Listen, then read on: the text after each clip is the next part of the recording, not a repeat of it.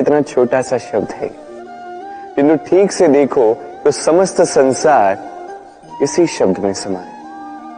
मां जो अपनी संतान के लिए हर संभव प्रयास करती है, कुछ भी करने के लिए सज्ज रहती।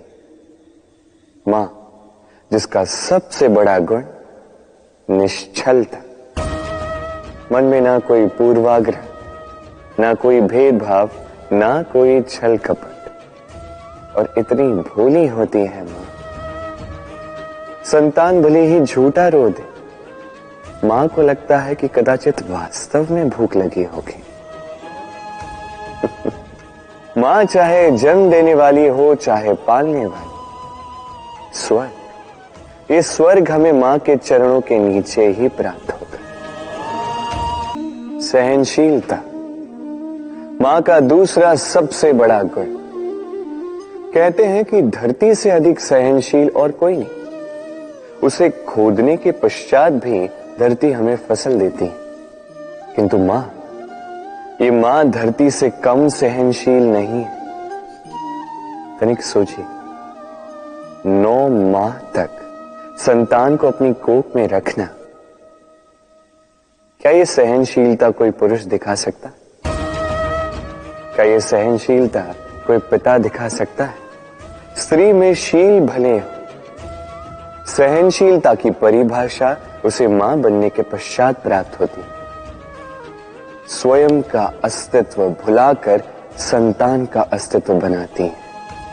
शिशु की लात खाकर भी आनंद से उसे दूध पिलाती है। ये होती है मां।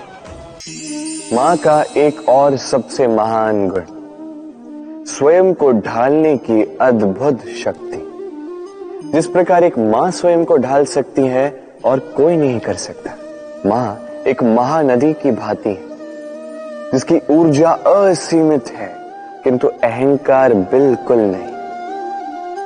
जिस प्रकार एक नदी ढलान के अनुरूप मुड़ जाती है, उसी प्रकार एक मां अपने संतान के अनुरूप ढल जाती है, चाहे जैसी भी परिस्थिति हो। उसके सोने के समय के अनुरूप स्वयं का सोना, उसके जागने के समय के अनुरूप स्वयं का जगना। संतान की इच्छा का भोजन वो स्वयं का मनपसंद भोजन बना लेती। ये मां का आंचल ही तो है, जो धूप में छाप बनकर आता है, जो शीत में कंबल बनकर आता है। मां ऐसी होती है कि संतान की निद्रा ना टूटे, इसलिए एक करवट सोने का अभ्यास कर लेती, और इतना स्वयं को केवल वही ढाल सकती है जो संतान की ढाल बन सकती। मां के 2 और सबसे महान गुण, साहस और संबल। साहस ये कि वो अपने संतान के लिए कुछ भी कर सकती है, और संबल ये कि वो अपनी संतान को कभी टूटने बिखरने नहीं देगी।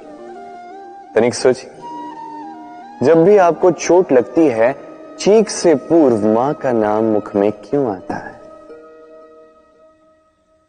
तनिक सोचिए, जब आपको बल की आवश्यकता होती है, साहस की आवश्यकता होती है, आगे आप अपना मार्ग देख रहे हैं जो अत्यंत कठिन प्रतीत हो रहा है, तब मुख से मां की ही शपथ क्यों निकलती? क्योंकि मां ही है जो हमें साहस देती है, मां ही है जो हमें सहारा देती है। मां जानती है कैसे हमारी उंगली पकड़ के हमें चलना सिखाना है। मां ये भी जानती है कि कैसे कान पकड़ के हमें उचित मार्ग पर लाना है। कभी आपने सुना है, हिरणी सिंह से बचने के स्थान पर उससे जाके लड़ पड़ी। हिरणी ने सिंह पर आक्रमण कर दिया। कभी सुना है? कभी नहीं। किंतु ऐसा हो सकता है, ऐसा होता भी है, और ये होता तब है जब हिरणी के शावक संकट में हो।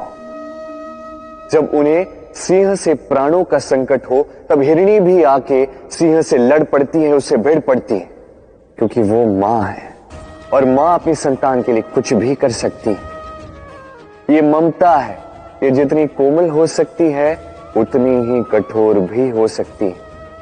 और अपनी संतान के हित के लिए वो क्रोध की पराकाष्ठा पार करते हुए अपनी संतान की सुरक्षा करके ही रहेगी। और इसीलिए तो मां संतान के जीवन की सबसे बड़ी ढाल कहलाती है। करुणा, करुणा वो भाव है जिससे संसार के सारे भाव जन्म लेते हैं, और ये समस्त संसार ये मां से जन्म लेता है। मां वो व्यक्ति है जो करुणा का सागर है। संतान को देखकर ही समझ जाती है कि उसकी विडंबना क्या है, उसकी आवश्यकता क्या है। संतान के नेत्रों में यदि अश्रु दिखे, वो देखकर ही समझ जाती है कि उसके शरीर के कौन से भाग में उसे चोट लगी है। संतान के बिना कहे मां समझ जाती है कि आज भोजन में संतान क्या खाएगी। ये होती है मां। मां करुणा का सबसे बड़ा रूप है। और आज के युग में मनुष्य जो है, थोड़ा भी आगे क्यों ना निकल जाए, मां को तो पीछे ही छोड़ देता है, मां को भूल ही जाता है। ये भूल आप कभी ना करें, कभी ना करें, क्योंकि मां वो करुणा है जो यदि आपके जीवन से चली गई, उसके पश्चात आप जीवन अवश्य जिएंगे, किंतु कभी जीवन जी नहीं पाएंगे। उसके पश्चात आपके जीवन से आपका ये मूल्यांकन, आपके जीवन से करुणा का ये भाव, ये भी आप खो दोगे। आपकी मां सबसे अधिक महत्वपूर्ण है। यदि मां को खो दिया तो समझ लीजिए सब कुछ खो दिया। इसलिए मां को सदैव स्मरण रखिए, सदैव उसे प्रेम दीजिए और मेरे साथ कहिए, राधे राधे।